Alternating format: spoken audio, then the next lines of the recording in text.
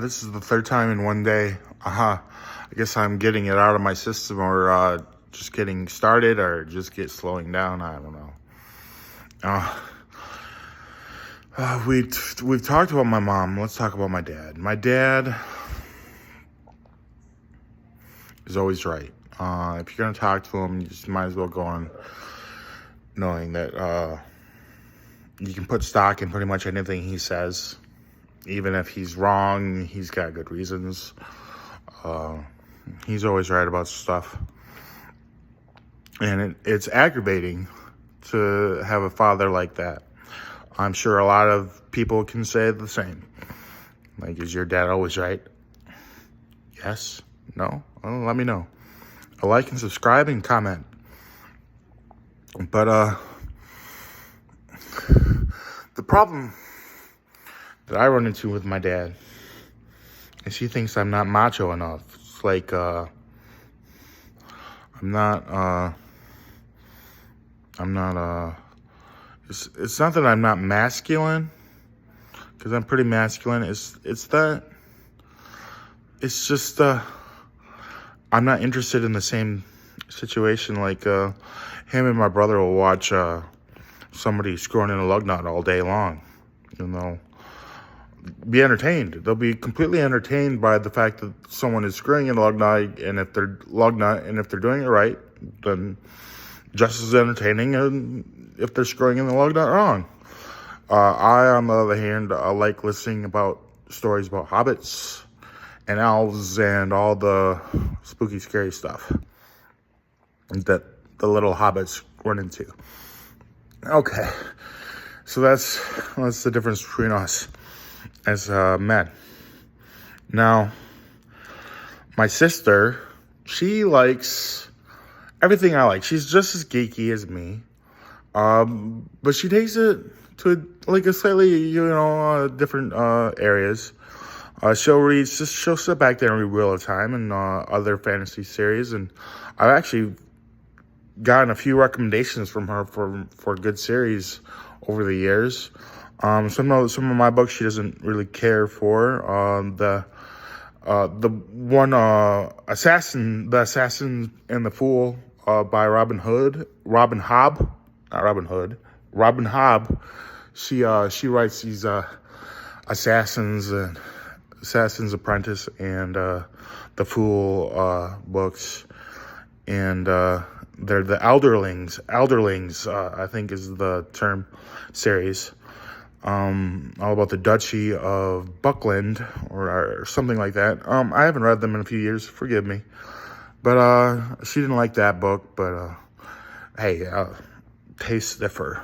But she loves Sailor Moon. She identifies as Sailor Moon. She's a champion of light and justice in the world, and she takes that to heart. Like, she really took the champion of light and justice that Sailor Moon embodies is something my sister takes as a personal mantle to wear, in the fact that she's a defense attorney and she's fighting for justice for people. Even if it's a will, she wants to make sure justice is served, and she is a lovely person. I hope she makes a lot of money and is very successful.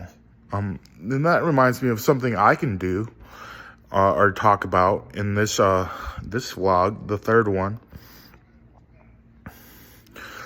I have ambitions to someday own a house, own a car,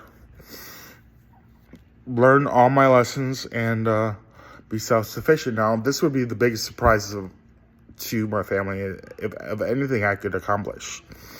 But if I could write a book, for instance, I've written pretty much 3/4 of a book in the past, but I lost interest with where it was going. It got kind of out of hand, and it wasn't a subject that is close to my artistic heart. I started writing it because of a Pulp Fiction that I was reading that I thought would be easy to imitate and would be fun, and it was fun writing.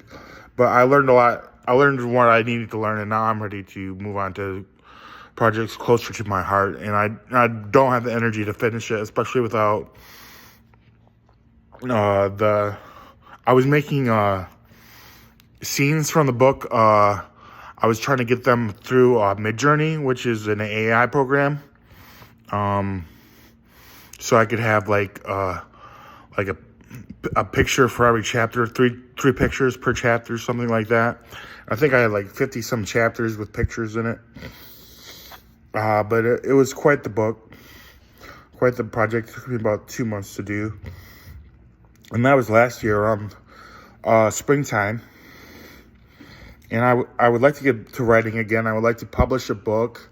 I would like to learn editing and vlogging and everything else so I can help my mom in her business. And if I could get her business help, if I could provide enough value to her business where she could pay me a steady wage, that would be ideal. I know I'd have to prove a lot to her to do that. But if I could go on quit smoking, shave, or keep a full beard, none of this half and half, like look presentable and help her in her be like a teacher's assistant for her in her innovation mastery courses, that would and she could just pay me like, I don't know, $15 an hour. That's the kind of path I see forward.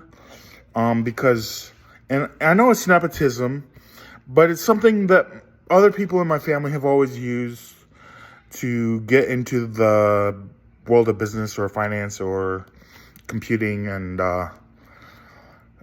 my grandpa did a lot of that. And my dad was first job was at his father's gas station. My mom learned a lot of her salesmanship from her family growing up, and it's just it's a family affair in that sense. But yeah, like if I could make I'm turning 40 this year. I'm 39 now, and if I can make the 40s and the 50s and the 60s productive, there's no reason why I can't. Like there's no, it's the tortoise and the hare. It's the hare and the tortoise. I'm the hare in this situation, not the turtle, in the sense that I just ran, and then I had a lot of sidetracks. But in the story, even the rabbit, even the hare, finishes the race eventually, and that's my goal.